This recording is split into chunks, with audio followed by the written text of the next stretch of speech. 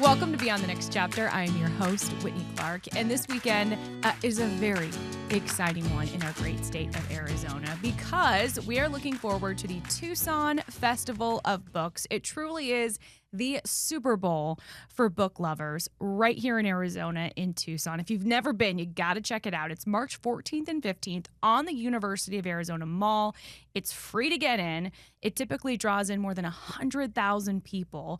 It's the biggest book festival in Arizona, and there will be hundreds of authors signing books, talking to readers, and taking part in really interesting conversations and presentations.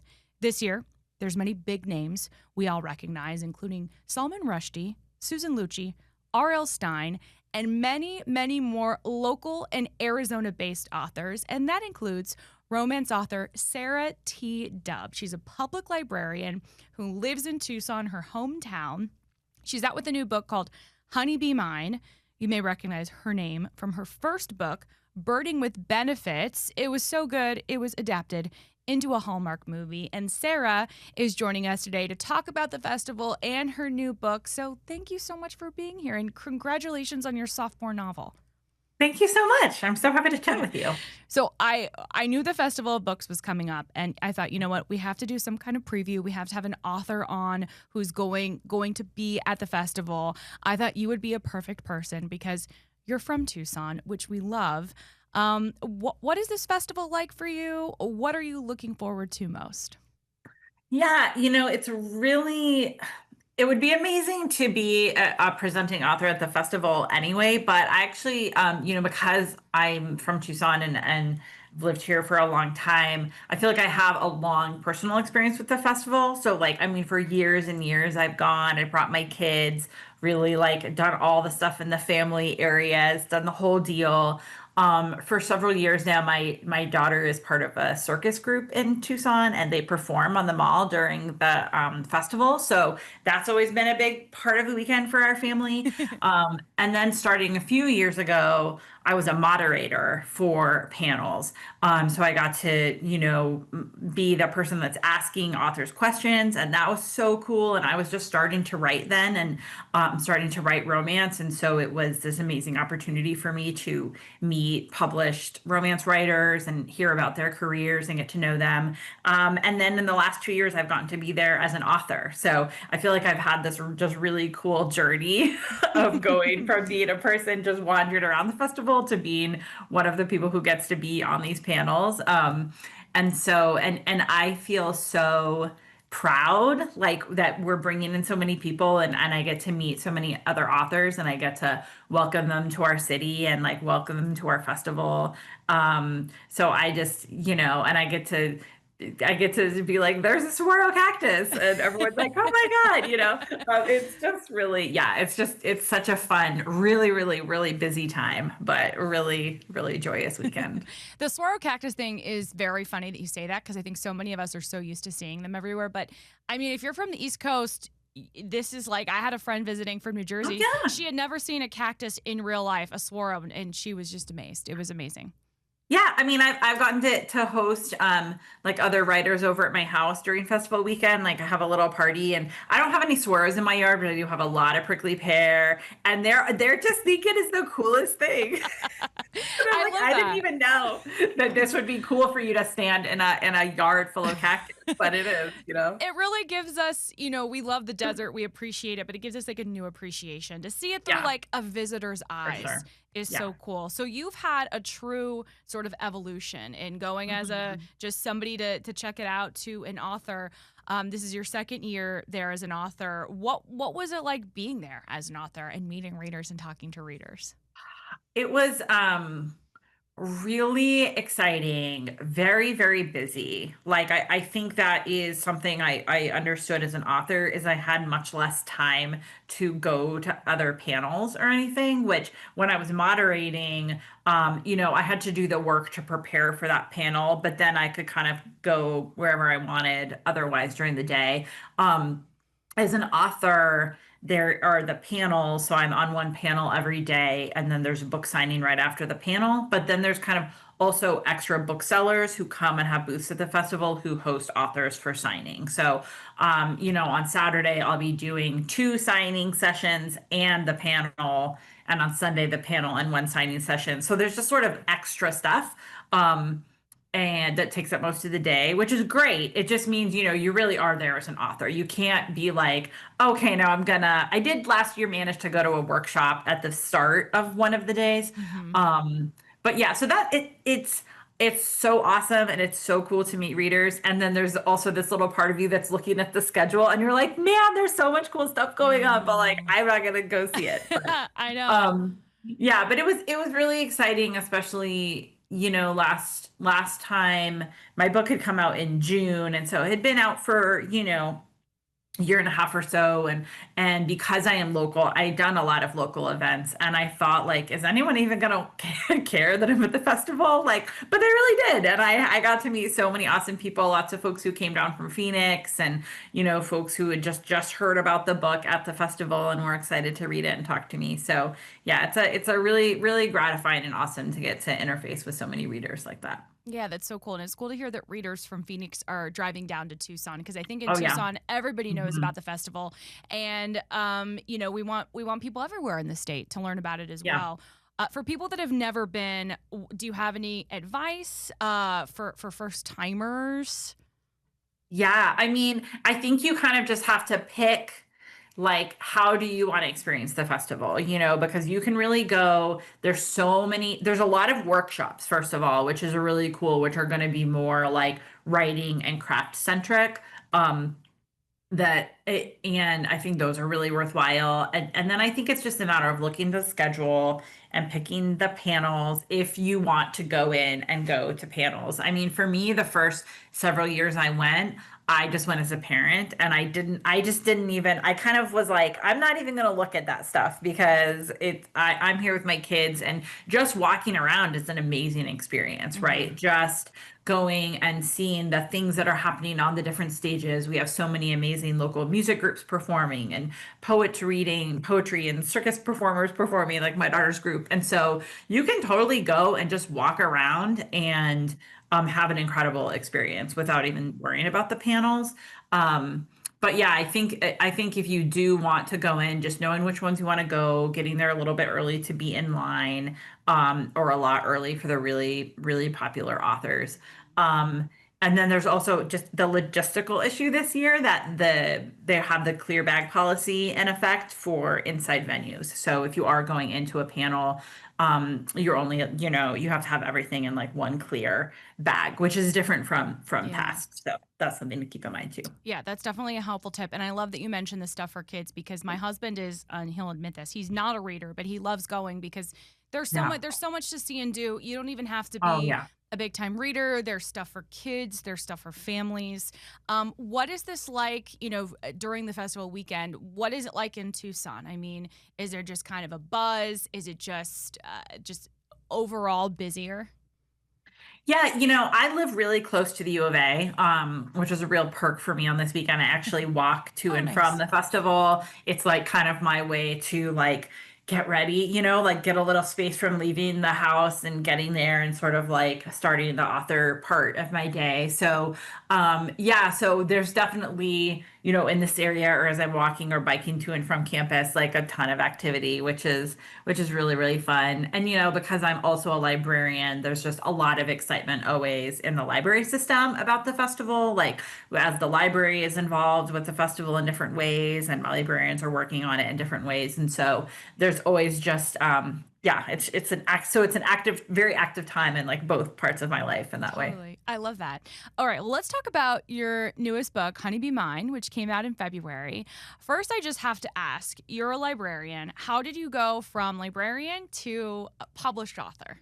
Yeah, so they're actually very deeply connected because um, I was in library school, in graduate school to become a librarian, started in 2020, right as everything started closing down for COVID. And that semester of the spring of 2020, I was taking a class called Reader's Advisory, which is really just about how can librarians help people find the next book they want to read. And in that, we every week we talked about a different genre of popular fiction with this idea that in order to recommend books to people, you really want to be familiar with what people like reading.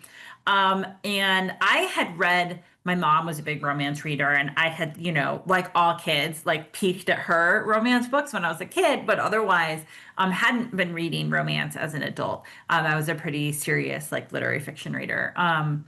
And I read a romance for this class because we looked at a different genre every week, and I just really loved it. And I think it was in part that time too. Like it was just an incredibly anxious time of life, and there was something about like just knowing that these characters I was reading about were going to be okay, and knowing how that story was going to end just brought me so much comfort. And so I was just started reading as much romance as I could. And then finally I was like, I've always been someone who's written for my job, but I'd never written fiction before. And I finally was just like, I think I want to try this. I want to try writing a romance. And so that is when I started writing. And so in that way, my path to librarianship really like, I got to become a librarian, which is this new career for me in my 40s. And also, it also took me to writing. And so those things have just always been going kind of in parallel since the That's start. cool.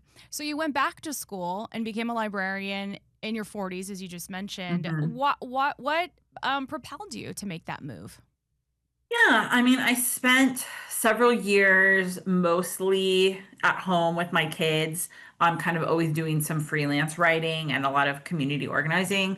Um, and I just knew, my youngest was getting ready to start school, and it was like, okay, like what what am I gonna do with myself now? Like what? And I knew I wanted to go to. I didn't know exactly what to do.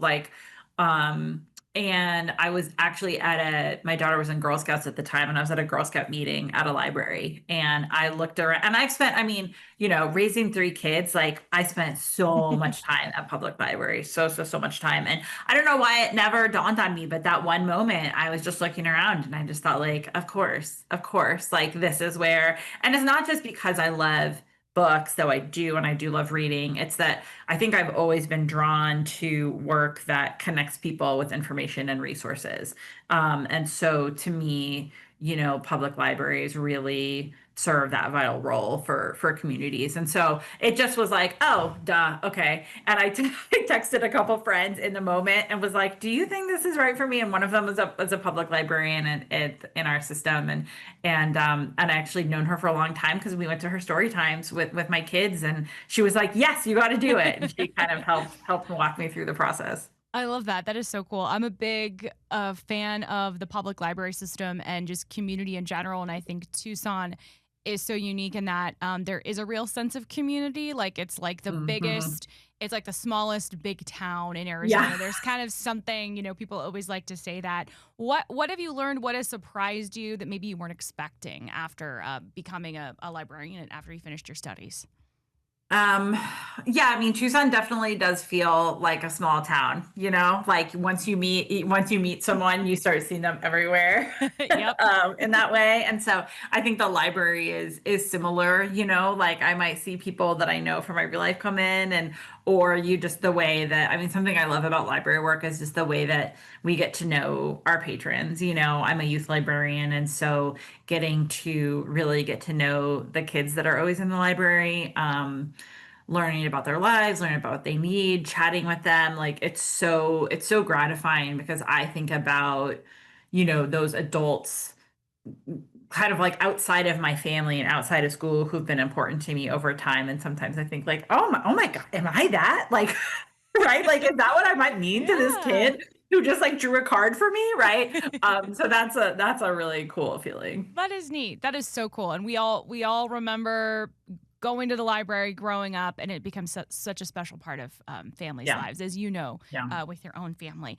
Okay, so Honeybee Mine, I finished the audiobook today, and kind of to your point, what you said earlier, my sort of form of escape these days is romance. And Hmm. specifically audiobooks. I just love Hmm. getting immersed in this world in audiobook form. How, and you had the same narrators on this book as your first Hmm. book? Mm-hmm. And how does that I work? did. Do you get to choose? Like, what kind of say do you have when it comes to the narration? Yeah, great question. So for the first book for Birding with Benefits, they sent me like 5 samples of because it's dual point of view, so it has a female narrator and a male narrator, and they sent me 5 samples of different narrators and asked me to rank them in my preference. And what was really funny about that actually is that Evan Sibley, who is the male narrator for both of them, I just really loved the sound of his voice. I thought he sounded very, Birding with Benefits is about the male character is a bird guide, and he's very, very soft spoken. And there's something about Evan's samples that he just sounded really nice. And it turns out that he is actually really deeply connected to the birding world. Cool. His dad, actually, David Sibley, has written all like Sibley Guide to Birds, which birders would be very familiar with. And so I actually didn't know that when I picked him. And when I found out, I was like, oh, I think I heard the birder in him, right? Like that sort of like patience. And then it also turned out that my first choice for the female narrator, Mia Hutchinson Shaw, I just really loved the way the female main character in Birdie with Benefits is 42, and she's pretty, she's very eclectic, but also very mature. And I felt like Mia really embodied that. And it turns out that she and Evan are a couple in real life. Oh, what? Which I didn't know. I did not know when I paired them together for the book, from the list that they gave me. So that just turned out to be really amazing. And I will be honest that when Honeybee Mine was getting ready for audio, the publisher sent me other suggestions of people of narrators, and I was like, no, I just want Mia and Evan again.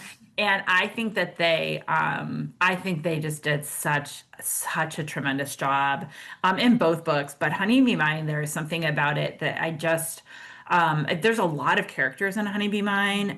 It's a small town romance with kind of like wacky neighbors, but also tons of family. And I just think that they managed that so beautifully. Mm-hmm. And I think audio as an author, like as this book is getting ready to go to publication, it just comes back to you over and over and over. And you're always looking at the words and you're always messing with the words. And while I can pick up the book right now and look at it and read a section if I'm trying to refer to something, my brain goes right to trying to like rewrite sentences. And so listening to the audio is really, with both books, has been the time for me when I've actually experienced the story, Mm-hmm. right? Like after Mm-hmm. spending so much time messing with it, to just hear it, you can't like rework. It's just moving. The story is moving, and it's not mine anymore because like they're interpreting it and they're performing it, and so it's really pretty profound to get to listen to it and really hear and feel the story as a whole thing. Yeah. Which I don't really think you get to do as you're like working on the text. So Yeah. yeah, I loved the audio for this Yeah. book. And that makes sense. And I think that's probably why I like romance specifically, because you really get kind of swept up in it. I think they Hmm. need, I don't know if anyone's pitched this to you, but they need the narrators, they need their own book. Like that is Right? like, I know. I mean, it could be like an enemies to lover, there's so many possibilities with that. That's really cool. I love that. I know. Okay. That's So great. let's talk a little bit about Honeybee Mine. It's set in Sullivan's Mhm. Glen. You have Penny and Xander. Penny is the beekeeper. Xander kind of comes back into town. He has sort of like a checkered past with I Sullivan's love that. Glen. We'll say it like that. Yeah. How much did you have to learn about bees and beekeeping? Because there's a lot in here Sure. about what you need to do to keep bees There's going. yeah, there's good bees because I'm a real like nature nerd, So in Birdie with Benefits, I'm a birder myself, so I just got to talk a lot about birds. But in Honeybee Mine, yeah, I am not a beekeeper. I don't have experience with bees, so I got to really, yeah, because it is set in the small town, and Penny is a third generation beekeeper, and so it was really fun to get to do that research. I went to a couple beekeeping workshops where I got to learn a bunch and then get like suited up in the whole suit and go out and check these beehives and everything. And so that was really, really it's always fun to do those things because you're there with a group of people and they're all trying to learn because they either are already beekeepers or they want to be. And I'm just like, I'm there in my writer brain, like trying to just collect the details about like, what is this beekeeper like? How do they talk about bees? What kind of vocabulary do they use? Right? How am I going to describe like these big wooden boxes and the frames that they pull out of them? Like, how can I kind of try to describe that so that somebody can understand what I'm talking about? Um, and so, yeah, that part is just really, it's really fun. I mean, you have to learn, right? You have to learn a ton to know what gets in the book, right? Especially because you want the stuff that gets in the book to be like really cool and fun and Right. exciting. And it's easy to digest. Like the way you talk Yeah. about it, it's not super like it's easy to digest and understand because I'm sure you could get like pretty scientific with it. Yeah, and I think what helps is because I do always like to focus on some kind of niche naturey thing is that I try to have like one expert and one learner, Hmm. right? So in Birding with Benefits, we have someone who's like a very experienced bird guide and someone who's brand new to birding. And in Honeybee Mine, we have someone who's a third generation beekeeper and someone who knows nothing about bees. And so that way we get to learn with Hmm. the person who doesn't know anything in the Yeah. book, right? And it helps me when I can learn a lot about bees, but I'm not a beekeeping expert. So it actually really helps me to be able to write in the point of view of the person who doesn't know anything, Hmm. right? So that they're just like observing Yeah. and then we're all learning together. Yeah. And I love that Xander's son, Winter, wants to learn Mhm. more about bees. I feel like he was a great way to, he was very interested in what Penny was doing, even if Xander didn't love that, at least to begin with. Yeah. Let's talk a little bit about Penny and Xander and sort of their Mhm. dynamic and what you want readers to know about them before they pick up the book. Sure. Yeah. So, like we mentioned, Penny is a third generation beekeeper. She's been in the small town her whole life. And Xander, his grandfather lived there in this small town in New York. And Xander's mom had a lot of problems with addiction, and would send Xander to his grandfather's house every summer. So while Xander was a teenager, he spent every summer in this town. And he just always felt like he was shuttled around, like nobody really wanted him. And so then he would act out, and then he would be known as this delinquent, which would just make him act out more, right? And so he left that town wanting never to go back. And he ends up back for the summer because of a set of family circumstances, including that his grandfather has died and left him in this house that he's trying to deal with. And he's there with his son, Winter, who's 11, and he's also there with his ex-wife, who is his co-parent. Um, and though she's with her parents for the summer. But so Xander and Penny really, it's the beginning of their encounters in the book are really about these assumptions that they've made of each other that are just long held from these teenage years. So they didn't actually know each other. They didn't ever talk in those summers when Xander was in Sullivan's Glen, but he saw Penny as this like person who had everything he wanted. She had this like a mom and a grandma who loved her. She had this great family. Everyone in the town loved her and thought she was the best. His grandfather was always saying, "Oh, you should be more like Penny Becker," And Penny just saw this kid who would just come to town and mess around, and didn't. She felt like he didn't respect this place that was really, really special to her. Um, and so they just come with these old assumptions of who each person is. And you mentioned Winter, like Xander's son Winter really loves these bees, and there's Xander would rather have nothing to do with Penny Becker, but like he can't say no to his kid. And so that's the whole reason he starts kind of knowing and working with Penny at all, is all under Winter's urging, because I think Xander is really um he's really on like a path of healing and trying to make a different life for his kid than what he had. So he's not gonna say no to him. Yeah. And I love romance books that include family dynamics that match the real world because we know not Mhm. everybody has this like perfect cookie cutter family. I especially Right. loved Xander. He has a son. And talk a little bit about Xander's ex and his best friend because I love Yeah. that part of the story as well because that I really enjoyed that. Yeah, so Xander, his ex-wife Mallory is also from the small town, and they ran away together. Like his last summer there, they ran away together. They had a kid together, and eventually their romantic relationship ended, and they got a divorce. But were very committed to being good, functional, positive co-parents for their kid. And then along the way, Xander gets a best friend, this woman named Quinn, and then Quinn and Mallory meet, and it's like hearts in their eyes. And so when the book starts, Xander's best friend is also his ex-wife's girlfriend. And they're all just kind of this big, funny, interesting family. And I just really love to explore family dynamics and to like I think with Birdie with Benefits, the main female character is divorced and she had like a harder marriage and her ex is kind of more of a villainous shadow in the background. But I still wanted to celebrate with that, like what was possible, like emerging out of a relationship. Mm-hmm. And I think that we can look at things like divorce as being like a failure. And I really like reframing that and thinking about what like it seems super healthy to end something that's not working anymore, and I think that I love Mallory and Xander as this example of people who had something and it was very, very special. Like there's no doubt that she was like a great love of his life. But then that also can stop and fade, and then they can be mature about it, Mm-hmm.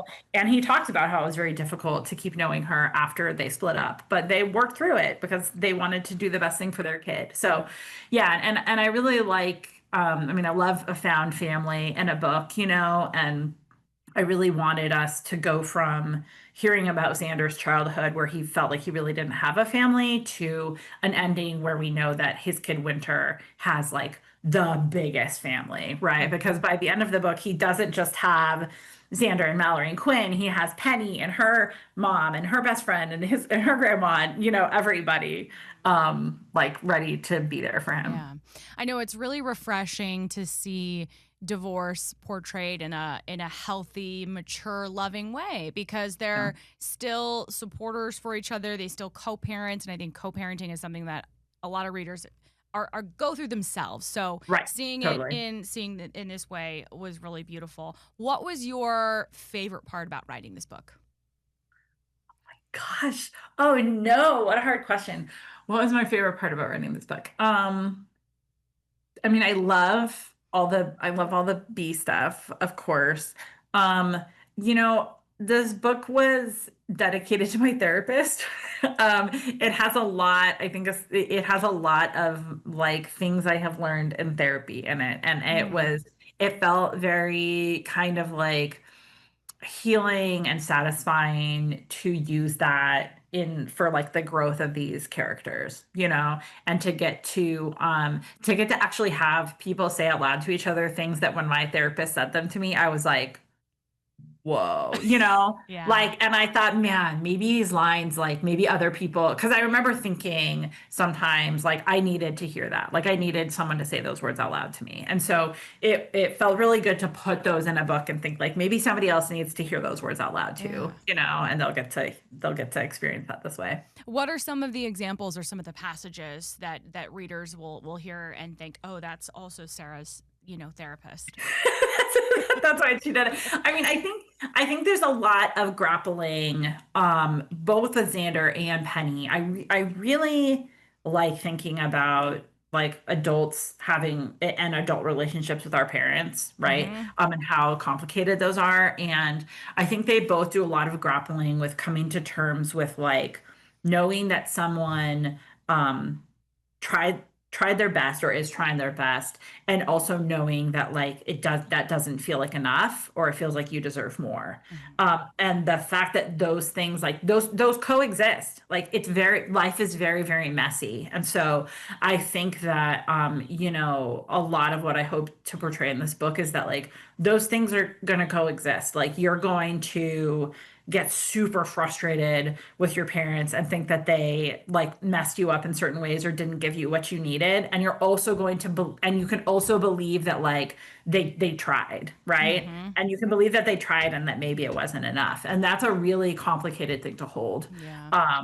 but yeah, I feel like that's like the overall thing I tried to Yeah. give to both of them. No, and I love that because I feel like I've learned the same thing through my therapist. And I think when you're growing Hmm. up, you think of your parents, they're like these adults that know everything and they're Right. doing everything is perfect and whatever. And then you get to be their age and you're like, oh, they're human beings like myself, and we're Right. all doing our best. And I think that perspective is really important. And I loved that part Yeah. of the book too. Yeah.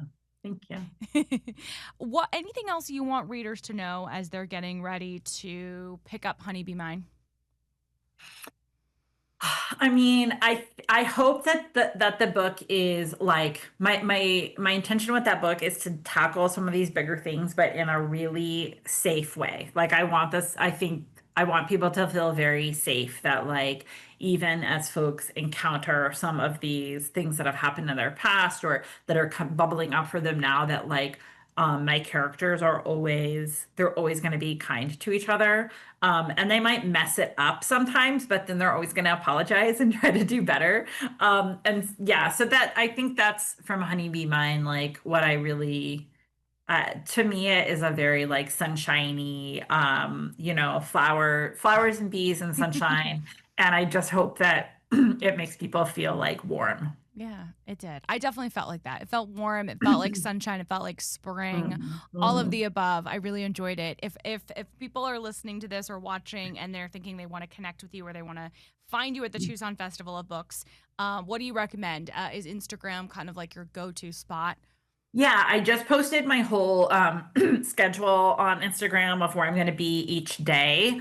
And it's also if you for any author that people are interested in, if you go to the Tucson Festival of Books website and press on presenting authors, you can either search by name or scroll all the way through. And when you click on someone, it will show you everywhere they're going to be. Okay. So that can be a good way to track people down. But yeah, like I'll have um, both panels, signings after 3 other signings. So I will, you can find me. If anyone's looking for me, I will be around. And if anyone just sees me walking by, stop and say hi, and I'll pull up my Sharpie and, sign something. I love it. I love it. Well, congratulations on your second book, and I know you're working on your third. Is there anything you can say about it yet? Yeah, I am working on it. Yeah, I will say that it is set at a wildlife rehab center, Cool. and it has a lot of birds in it again. Yeah, I love it. I went out of my bird zone for one book, but I came back. So there's more birds, but in a really Okay. different way. Yeah, And I remember in the intro to this, you kind of talk about how you had started like kind of in your author's note, you'd started a sequel yeah, and then yeah. decided that wasn't the right thing. Well, do you think you'll Sure. ever revisit Birding with Benefits characters or Honeybee Mine characters? Not in a whole novel form. I did write for fun as like an incentive for people who pre-ordered Honeybee Mine. I wrote a novella, so it's about maybe a third the size of the full novel. I did write a novella with Birdie with Benefits characters for Cool. fun, that I sent out to people who pre-ordered Honeybee Mine. So I do hope when I have some time and I can like come up for air, I want to bulk that up a little bit, and I'll probably throw it up on Amazon. But there won't be like a full novel Okay. from it. Yeah. Okay. Well, Sarah, thank you so much. Thank you so much. Congratulations. And we're so excited for the Tucson Festival of Books next weekend, and we'll see you there. Thanks. See you there. Can't wait. Yeah.